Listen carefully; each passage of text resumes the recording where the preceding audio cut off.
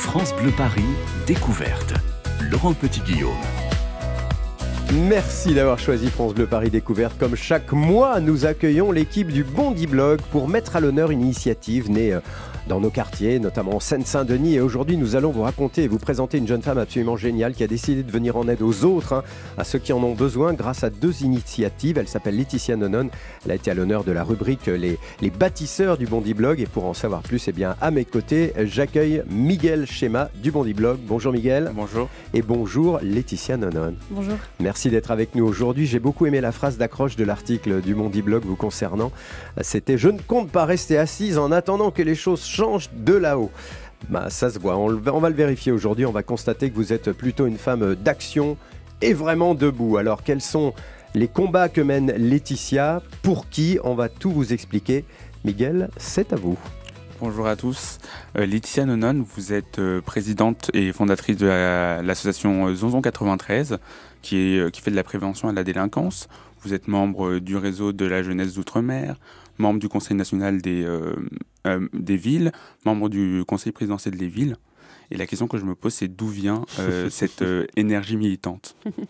Je pense que mon énergie, elle vient déjà de mon éducation, de l'amour que mes parents m'ont transmis et de mon envie d'agir pour les autres. J'ai toujours été baignée dans ça très jeune. Je peux vous demander où vous avez grandi? À Villepinte, dans le 93. Vous avez fait un cursus scolaire absolument classique et normal?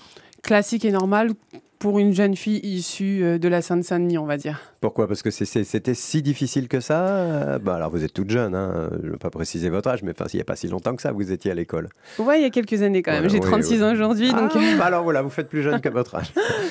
Non, c'était plus difficile vraiment? C'était vraiment compliqué, surtout quand on a envie de choisir une orientation particulière. Donc moi, je voulais être EduxP, arrivé en 3e, et puis on m'a réorienté dans la vente et dans le commerce. Donc ça a été compliqué. Je suis allée jusqu'au bac pro commerce et puis là j'ai arrêté l'école. D'accord. Et après, toutes ces initiatives, elles sont nées parce que vous aviez envie de venir en aide aux autres. Ouais, c'est ça. On a résumé la situation. Miguel? Est-ce qu'il y a un événement particulier familial qui vous a amené à cet l'investissement dans l'associatif? Oui, tout à fait. Moi, j'ai un parcours particulier parce que moi, j'ai un papa qui était fonctionnaire de police. Et du coup, j'ai toujours eu cette éducation de responsabilité. On a eu une très bonne éducation. On a toujours baigné au sein de la police nationale, c'est-à-dire que nos vacances et nos amis étaient des fonctionnaires de police, jusqu'au moment où mon papa, malheureusement, est entré en dépression, dû à son travail et au rythme malheureusement de la fonction de policier. Et il a fait plusieurs tentatives de suicide, donc ça s'est terminé en drame à la maison. J'avais 14 ans. D'un papa policier, je me suis retrouvée avec un papa incarcéré parce que du coup, mon papa avait tiré sur une fonctionnaire qui était venue calmer l'incident. Et donc voilà, oui, j'ai pas eu une enfance... j'ai eu une bonne enfance jusqu'au moment où mon papa, malheureusement... on va dire, à sombrer dans la dépression. Je comprends mieux donc votre investissement dans une association qui s'appelle Zonzon 93. Il y a peut-être un petit peu un lien quand même. Il y a un lien, Évidemment, c'est logique. Vous avez connu peut-être trop jeune cet univers-là. Beaucoup trop jeune. Maman était à la maison? Maman était à la maison. Et elle s'occupait des enfants? Elle s'occupait des enfants. D'accord. Bon, quand même un équilibre. Peut-être que la maman l'a pris le dessus et c'est pour ça que vous êtes devenue une femme forte. Mais enfin bon, la résilience fait que de toute façon, sur ces histoires-là difficiles, on devient peut-être un petit peu plus fort. Vous le ressentez comme ça? Je le ressens clairement comme ça, oui. Je pense que mon histoire fait ce que je suis aujourd'hui. Et si je fonce droit devant, c'est parce que j'ai un parcours particulier qui m'a renforcée et qui renforce aussi les autres quand je témoigne et quand je raconte. Voilà, c'est un parcours de vie qui mène donc à cette association Zonzon 93. Et pour savoir exactement ce que mène cette association, on va vous le dire juste après ça. France Bleu Paris, découverte. Et non pas tomber sur la France. Sur France Bleu Paris aujourd'hui, nous sommes avec l'équipe représentée par Miguel Schema, journaliste du Bondy Blog. Et nous mettons à l'honneur aujourd'hui Laetitia Nonon, qui a créé l'association Zonzon 93. Ouais, avec l'association Zonzon 93, qu'est-ce que vous faites concrètement? Et où est-ce que vous agissez? Dans quel territoire? Bah, du coup, en fait, nous, notre association, elle est implantée à Villepinte et à Bobigny depuis janvier de cette année. L'idée, c'est d'offrir un accompagnement spécifique aux jeunes de la Seine-Saint-Denis, mais pas que, parce qu'on reçoit des jeunes qui viennent d'un petit peu partout du territoire. Et l'objectif, c'est d'offrir une structure d'écoute et d'échange pour accompagner les jeunes dans leurs difficultés au quotidien. C'est-à-dire que, en fait, on ne veut plus qu'un jeune soit livré à lui-même, et cette structure existe pour ça. Qu'est-ce que vous entendez par jeune, à peu près sur quelle tranche d'âge où il y a encore besoin d'accompagner? Alors déjà, si vous les accompagnez par une association, c'est que les parents sont un peu ou défaitistes ou pas présents. Alors c'est des 12-25. 12-25. Alors on a clairement des parents défaitistes, mais aussi on a des parents qui sont aujourd'hui dépassés parce qu'ils ont des enfants et parce qu'ils cumulent plusieurs activités professionnelles. Ils sont pas là, quoi. Ils sont pas là, donc le môme est livré à lui-même, et ça c'est quelque chose d'assez classique dans les cités, dans nos banlieues, pas que d'ailleurs. Pas que, ouais. Pourquoi ça s'appelle Zonzon 93? Moi je pense à la prison. Hein. Oui, tout à fait, mais parce que du coup, ce nom a été trouvé par un jeune en 2008. Il s'est dit, prévention de la délinquance, l'objectif concrètement c'est que personne n'aille en prison, et donc on va appeler Zonzon. Le terme argot. D'accord. Mais je tiens à dire, c'est une annonce, que l'association va changer de nom. D'accord. Voilà. Et donc elle va s'appeler du coup Génération Avisée. Ah, ok. Et quand on est en présence d'un discours dominant qui est plutôt répressif et de fermeté, quand il s'agit de la délinquance, est-ce que ça rend plus difficile, est-ce que ça augmente la difficulté de votre travail? Non, pas spécialement, parce que d'où vient le discours, qui le porte et quel est son impact, c'est aussi la question qu'on se pose, parce qu'il faut savoir que les jeunes sont aussi déconnectés des longs et grands discours politiques. Moi, je pense que notre plus grand frein, c'est aujourd'hui la précarité. Parce qu'on peut proposer tous les accompagnements aux jeunes en difficulté. S'ils n'ont pas une forme économique de subvenir à leurs besoins et de subvenir aux besoins de leur famille, ça reste compliqué, parce que ce qui nous touche principalement, c'est l'accompagnement des jeunes précaires.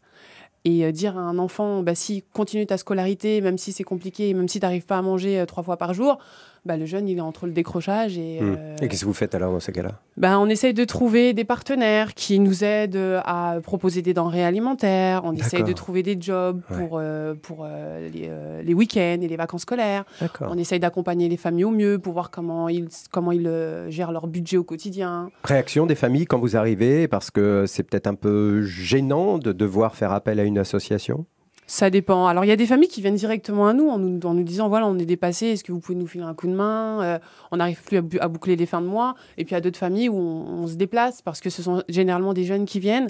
Et on a un petit rituel à l'association, c'est qu'on ne reçoit aucune adhésion si on n'a pas vu les parents. D'accord. Et donc, le jeune est obligé de venir avec son père ou sa mère et nous expliquer la situation. Et des fois, il y a des jeunes qui viennent plusieurs fois en nous disant, ouais, ma mère, elle veut pas, ma mère, elle peut pas. Donc, et là, on se déplace, on frappe, on se déplace chez la famille, on explique qui on est. Et très vite, quand on raconte notre histoire, quand on raconte qui on est et ce qu'on fait, les portes s'ouvrent et ça crée un lien directement avec la famille qui est très, très important pour l'accompagnement du jeune de manière pérenne, quoi. Miguel? Aujourd'hui, en 2018, donc ça fait 10 ans que vous existez.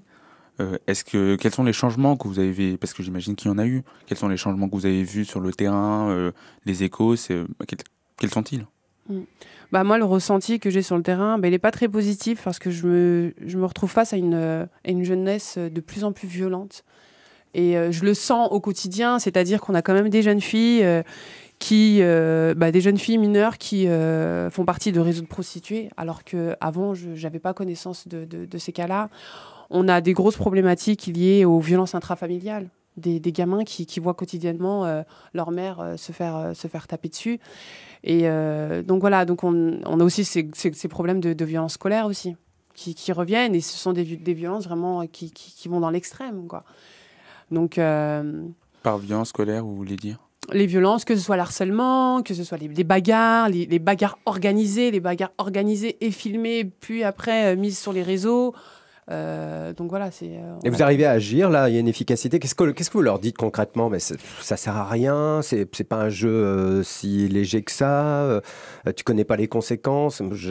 C'est vrai que c'est extrêmement courant, et puis alors on a des exemples en plus, non pas de gamins, d'adultes célèbres qui se bagarrent, et alors là sur les réseaux sociaux ça se donne.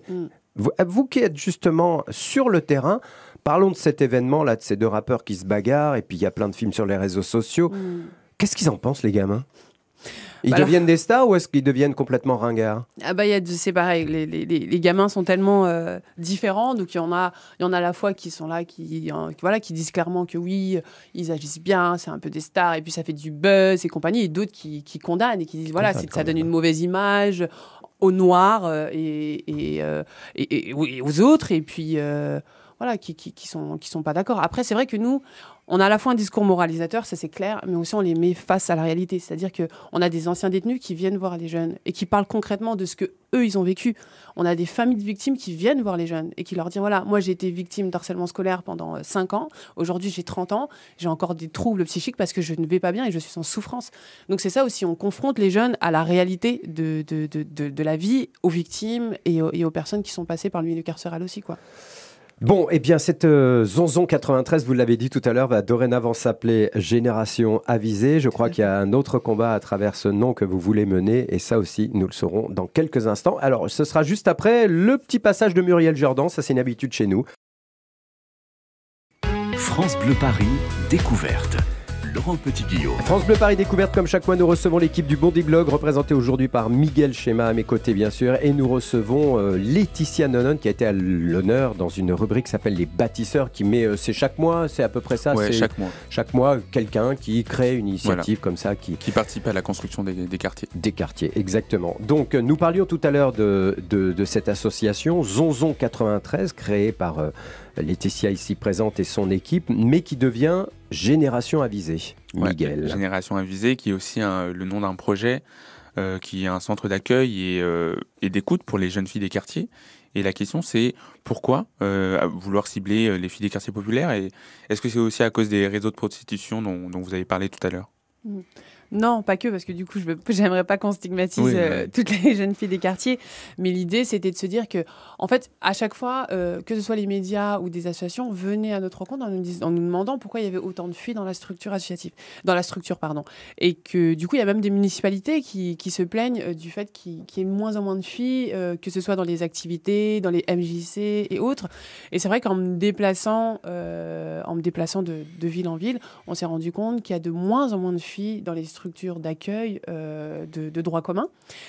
Et là, on s'est dit, bon, il faut vraiment qu'on propose une action concrète pour ces jeunes filles-là. Mais vous avez compris pourquoi elles viennent moins? Parce que déjà, je pense qu'on est quand même dans une société où l'homme prend beaucoup de place, et dans les quartiers aussi. Et tant que la politique ne sera pas genrée, j'entends là, c'est clair, c'est qu'il y a des structures sportives, par exemple, qui grandissent, qui évoluent dans nos quartiers. Il y a énormément de city-stades, mais voilà, toutes les filles ne veulent pas jouer au foot. Oui, bien sûr. Très clairement. Et aujourd'hui, les activités qu'on propose, malheureusement, on ne pose pas les choses directement. Est-ce que les filles vont être attirées, et comment attirer les filles dans ces activités-là? Et donc voilà, il y a aussi les parents aussi qui ont un frein à laisser les filles aux activités et à sortir. Voilà. Oui, n'empêche que quand on jette un coup d'œil sur le mouvement associatif, que ce soit en Seine-Saint-Denis ou autre part, c'est plutôt des femmes et c'est plutôt des jeunes filles qui se lancent. Tout à fait. Mais du coup, Vous en êtes la preuve. surtout dans l'encadrement. Et oui, c'est vrai qu'il y a énormément de jeunes filles dans l'encadrement, comme moi, par exemple. Mais voilà, mais l'idée de Génération Avisée, c'était de proposer un programme destiné aux jeunes filles des quartiers. Miguel Schéma. Est-ce que ça veut dire que les femmes des quartiers populaires n'ont pas accès à des structures adaptées à leur réalité, leur vie, leur quotidien? Je pense que les femmes, en règle générale, n'ont pas accès. Vraiment, là, j'englobe l'échelle nationale et surtout en milieu rural aussi. Parce que je me déplace souvent, parce que du coup, j'ai des collègues maintenant qui ont des associations en milieu rural et on a les mêmes problématiques. Après, l'idée, c'est comment maintenant on arrive à créer une mixité digne de ce nom, à apporter des actions qui touchent à la fois les filles et les garçons. On a quand même des jeunes filles qui décrochent très très vite en milieu scolaire, qui arrêtent de leur scolarité parce qu'elles ont des réalités du quotidien qui font que elles doivent s'occuper de leur famille et puis elles doivent trouver un boulot pour aider maman et voilà. Donc vraiment, on veut sécuriser ces parcours-là et c'est pour ça qu'on a créé Génération Avisée. Est-ce que le fait que ce projet vienne de vous, une femme noire et venant de ces quartiers-là, ça va avoir un impact important sur ces jeunes filles? Je l'espère. Après, c'est vrai que moi, étant plus jeune, j'ai toujours cherché à m'identifier à quelqu'un. Et donc, du coup, je suis partie aux États-Unis, Angela Davis et compagnie. Mais je pense qu'on a aussi besoin de s'identifier et de se dire, bon, elle a eu un parcours, moi aussi, je peux peut-être essayer pas de suivre son parcours. L'idée, c'est pas d'être un modèle, mais si je peux, en tout cas, donner la niaque à des jeunes filles, à leur dire que tout est possible, en fait. Que c'est vrai que ça risque d'être plus compliqué, que tu risques de te manger des portes à longueur de journée, mais les portes, tu peux les défoncer, et la preuve en est, quoi. Défoncer la façon de parler. Ces figures, un peu comme Angela Davis aux États-Unis, elles n'existent pas selon vous en France? Elles existent, pardon, mais elles sont, je trouve, invisibles. Il y a énormément de femmes de quartier qui ont fait énormément de choses, qui sont surdiplômées, qui aujourd'hui arrivent même sur les plateaux télé. Mais c'est vrai que Génération Invisible, c'est aussi ça l'objectif, c'est de mettre en avant des femmes qui ont réussi, qui ont eu des parcours atypiques et qui viennent de ces quartiers. Et comment vous allez financer tout ça? C'est quoi? Est-ce que vous avez des partenaires? Est-ce que vous avez des gens qui vous soutiennent? Ouais. Alors nous, notre premier partenaire, c'est la municipalité de Bobigny, qui du coup, c'est la première institution qui a validé le projet, qui nous a aussi octroyé des fonds, un local. Ensuite, on a la municipalité de Villepinte, on a le conseil régional aussi, dont Farida Adlani, qui nous accompagne dans l'élaboration de notre projet. Et donc voilà, après, c'est clair qu'on on remplit des dossiers de financement comme toutes les associations. Des fois, ça passe, des fois, ça passe pas. Des fois, on nous dit qu'on est un petit peu trop... ambitieux. Voilà, ambitieux. Ça, c'est des choses qu'on entend au quotidien, que soi-disant, on est trop ambitieux. Mais je pense que, personnellement, si j'avais pas d'ambition... je serais sans doute 6 pieds sous terre, quoi, vraiment. Alors, vous parliez de la politique tout à l'heure, finalement, de la commune, du département. Est-ce qu'au-dessus, on vous aide? Et est-ce que vous les connaissez au-dessus, puisque vous avez dit que vous vouliez ne pas rester assise et attendre qu'au-dessus, ils agissent? Non, vous êtes debout. Eh bien, on va en parler justement dans un instant. France Bleu, Paris. France Bleu. Miguel Schéma du Bondi Blog interroge Laetitia Nonon, créatrice de l'association Zonzon 93, devenue ou en devenir Génération Avisée. Laetitia Nonon, vous êtes aussi membre du conseil présidentiel des villes, mis en place par le président de la République. Et vous et d'autres acteurs du monde des quartiers êtes censés faire des propositions en matière de politique de la ville. Pourquoi l'avoir intégré? Pourquoi l'avoir intégré? Pour la simple bonne raison que refuser était... pour moi, refuser aussi d'évoluer et de monter en compétence les personnes que j'accompagne.